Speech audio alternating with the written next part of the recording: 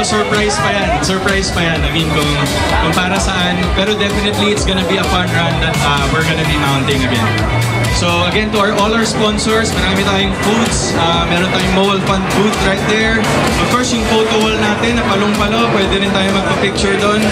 At of course, doon sa mga tumulong po sa amin para to make this possible, nagpapasalamat po. Cute naman ng podium, baby.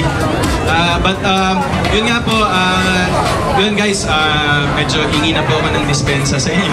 Oh, dispensa. Hindi, pasensya lang po. I mean, but definitely, the finisher medals will be coming in today.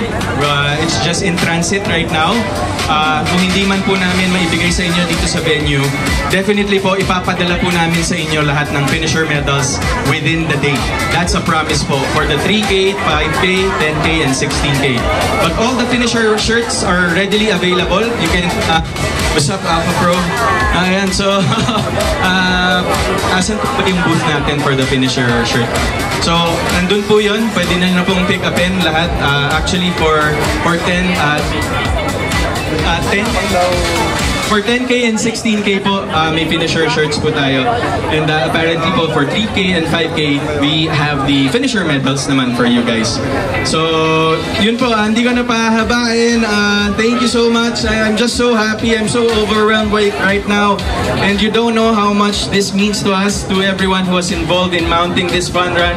Sobrang laking bagay po namin sa amin nito. Na-inspire po kami ninyo. Diba, Bricks? Ang ating Barefoot Diva na naka-Darna costume. Congratulations! Nag-16K siya, barefoot. So, we're just very happy po. Ayoko na pong patagalin. Ilang beses ko na inulit. Pero andyan din si Tanjiro. Oh, Panish, diba? So, thank you so much guys. Have a good rest of your day. And maraming salamat for running the Lights, Camera, Run. Thank you!